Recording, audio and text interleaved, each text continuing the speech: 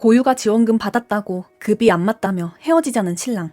제게는 7년을 만나 곧 결혼을 앞둔 남자친구가 있습니다. 결혼을 앞두고 예산 얘기를 하다 고유가 지원금 얘기가 나왔습니다. 자기야, 나 이번에 고유가 피해 지원금 신청한 거 대상자라고 문자 왔어. 꽁돈 생긴 것 같아서 너무 좋다. 그러자 남친이 마시던 커피를 탁 내려놓으며 차갑게 굳은 얼굴로 말하더군요. 그 지원금 소득 기준 엄청 낮은 사람만 주는 거잖아. 난 당연히 기준 안 돼서 못 받았는데 넌 그걸 받고 좋아하고 있냐? 뭔 말을 그렇게 해? 나라에서 주는 돈인데 받으면 좋은 거지. 남친은 어처구니 없다는 듯 헛웃음을 치며 쐐기를 박았습니다. 솔직히 정이 뚝 떨어진다. 난 국가 지원금 받을 정도로 그지 같은 집안이랑 결혼할 생각 없어. 아무래도 너랑 나랑 급이 안 맞는 것 같다. 우리 결혼은 없던 일로 하자. 순식간에 저와 저희 집안을 거지 취급하며 급을 나누는 오만함에 피가 거꾸로 솟았습니다. 저는 남친 얼굴에 냉커피를 쏟아부으며 똑똑히 말해줬습니다. 야, 돈 몇 푼 쥐고 있다고 눈에 뵈는 게 없어? 겉만 번지르르 하고 속은 천박하기 짝이 없는 너 같은 인간이랑 결혼하려 했다니 내 눈이 삐었었나 보다. 넌 그냥 평생 급 나누면서 고고하게 혼자 늙어 죽어라. 결혼 직전에 남자의 추악한 인정을 보게 하신 조상님의 도우심이라 생각하며 전 미련 없이 파혼했습니다. 정부 지원금 받았다고 예비 신부를 그지 취급하며 금이 안 맞는다는 남자. 정말 기가 막히고 코가 막힙니다. 결혼해서 평생 무시당하고 살 뻔한 걸 조상님이 도우셔서 지켜주신 것 같습니다. 오만한 남자놈 결혼 전에 잘 차버렸다. 속 시원하다 생각하시면 구독과 좋아요 부탁드립니다. 그깟 수리비? 주면 되지. 왜 우리의 기를 죽여요? 외제차 차주한테 소리 지른 애엄마에게 금융치료 시켜드렸습니다. 유료 주차장에 차를 세워뒀는데 관리실에서 전화가 왔습니다. 차주인 되시죠? 초등학생들이 차를 빗자루로 쓸고 다녀서 긁혔습니다. 많이 망가졌냐 여쭤보니 페인트가 까진 건 아니고 얕은 기스가 났다더군요. 아이들이 뭘 모르고 그랬겠거니 싶어 그냥 주의만 주라 하고 집으로 돌려보내라 했습니다. 따로 수리비를 받을 생각은 전혀 없었죠. 그런데 잠시 후 아이 엄마라는 사람에게서 전화가 왔습니다. 여보세요? 애가 놀다 보면 차 좀 긁을 수도 있지. 그거 가지고 왜 애 기를 죽여요? 그깟 수리비 얼마나 나온다고. 계좌 불러요. 수리비 줄 테니까. 적반하장으로 소리를 지르며 저를 유별난 사람으로 몰아가더군요. 그 뻔뻔한 태도에 마음이 확 꺾였습니다. 아, 그깟 수리비 주시겠다고요? 제 차 2억 5천만 원짜리 아우디입니다. 공식 서비스 센터 입고시켜서 통째로 렌트비까지 청구할 테니까 어디 감당해 보세요. 그제야 사태 파악을 한 아이 아빠가 전화를 걸어와 싹싹 빌었지만 이미 버스는 떠났습니다. 전 수리비와 대차 비용까지 단 1원도 깎아주지 않고 전부 청구할 예정입니다. 호의를 베풀 때 감사할 줄 모르는 무식한 인간들에게 보여준 제 금융치료가 속이 시원하셨다면 구독과 좋아요 부탁드립니다. 월 150만 원 주며 집에서 놀잖아. 폭언하는 남편. 야, 정신 좀 차려. 너 지금 남편한테 세뇌당하고 있는 거야. 오랜만에 만난 친구가 제 손을 붙잡고 가슴을 치며 우네요. 하지만 전 친구가 왜 저러는지 솔직히 잘 모르겠습니다. 제 남편은 매달 꼬박꼬박 150만 원씩 생활비를 갖다주는 능력 있는 사람입니다.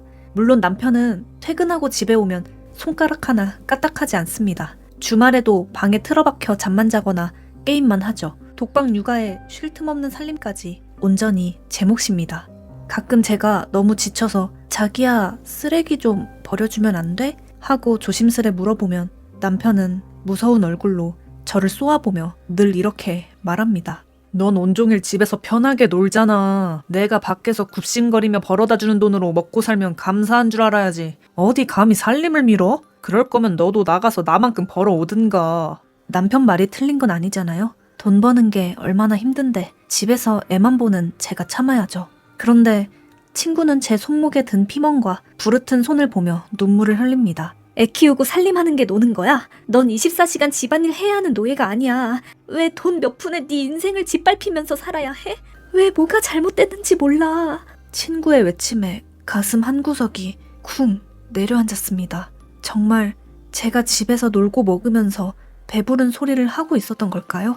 아니면 정말 남편의 교묘한 말에 속아 제 자신을 잃어버렸던 걸까요? 친구가 진정으로 말려줄 때 당장 정신 차려야 한다고 생각하시면 구독과 좋아요 부탁드립니다. 카페에서 애가 음료수 쏟았는데 나 몰라라 도망치려던 무개념 엄마. 조용한 카페에서 책을 읽고 있는데 한 아이가 소리를 지르며 뛰어다니기 시작했습니다. 아이 엄마는 스마트폰만 보며 전혀 말리지 않더군요. 불안하다 싶었는데 결국 사고가 터졌습니다. 아이가 제 테이블을 치는 바람에 먹던 커피가 제 흰색 원피스와 가방에 통째로 쏟아진 겁니다. 옷은 끈적거리고 난리가 났는데 아이 엄마는 미안하다는 말 한마디 없이 애 손을 잡고 짐을 챙겨 도망치듯 나가려고 하더군요. 제가 앞을 막아서며 세탁비를 요구하자 오히려 적반하장으로 짜증을 냅니다. 아니, 애가 고의로 그런 것도 아닌데 옷은 집에 가서 빨면 되는 거 가지고 참 유난이시네. 돈 몇 푼 뜯어내려고 그래요? 말이 안 통하는 인간이었습니다. 전 말싸움을 하는 대신 스마트폰을 켜서 들고 있던 제 가방에 영수증을 보여줬습니다. 이 가방 이번 달에 산 300만 원짜리 명품 가방입니다. 얼룩 안 지워지면 특수 세탁비랑 가방 가격, 전액 손해배상 청구할 테니 연락처 남기세요. 도망치시면 재물 손괴죄로 경찰에 바로 신고합니다. 카페에 CCTV도 있으니까 어디 배째라 해보세요. 명품과 경찰이라는 소리에 도망치려던 여자의 얼굴이 하얗게 질렸습니다. 결국 여자는 울상을 지으며 머리 숙여 사과하더군요. 눈에는 눈, 이에는 이로 똑같이 대갚아준 제 참교육이 속 시원하셨다면 구독과 좋아요 부탁드립니다. 로또 당첨돼서 나간다는 하숙생. 당첨금에 지분 요구하는 집주인이 충격이네요. 대학가 근처에서 하숙집을 운영하고 있습니다. 그런데 대학교 2학년 하숙생이 갑자기 내일 당장 방을 빼겠다는 겁니다. 한 달 전 통보가 아니라 보증금을 못 돌려준다는데도 싱글벙글 괜찮다더군요. 하도 이상해서 붙잡고 물어보니 아직 가족도 모르는 비밀이라며 로또 높은 순위에 당첨됐다는 겁니다. 처음엔 축하해줬는데 문득 예전 기억이 떠올랐습니다. 로또 당첨금은 거주를 같이 하는 동거인에게도 법적으로 얼마를 떼어줘야 한다는 소리를 들었거든요. 현재 우리 집에 거주 등록이 되어 있는 상태인데 집 주인이자 동거인인 저한테도 몇 %나 들어오는지 너무 궁금합니다. 학생이 내일 떠나기 전에 제가 정확한 정보를 알아야 제 몫을 요구할 텐데 혹시 법적 분할 비율 아시는 분 댓글 좀 부탁드립니다. 남이 산 로또 당첨금에 하숙집 주인이라는 이유로 지분을 요구하는 황당한 사연. 저는 이건 아닌 것 같은데요. 하숙생 돈에 눈독 들이는 집주인이 정상이 아니라고 생각하신다면 구독과 좋아요 부탁드립니다. 돌아가신 어머니 통장 비우고 시골 땅까지 가로채려던 뻔뻔한 장남. 충격이네요. 평생 시골에서 고생만 하시던 어머니가 세상을 떠나셨습니다. 슬픔이 가시기도 전에 서울 살던 장남인 큰 오빠가 장례식장 구석으로 절 부르더군요. 명아, 내가 장남이잖아. 제사도 지내야 하니까 시골 땅이랑 집은 내 명의로 넘겨라. 넌 출가 외인이니까 이해하지? 기가 막혀서 어머니 통장 내역을 조회해 봤더니 오빠 놈은 이미 어머니가 숨을 거두시기 직전 비밀번호를 알아내 병원비 명목으로 수천만 원을 홀랑 빼돌린 상태였습니다. 저는 말없이 오빠 얼굴에 통장을 집어던졌습니다. 오빠 미쳤어?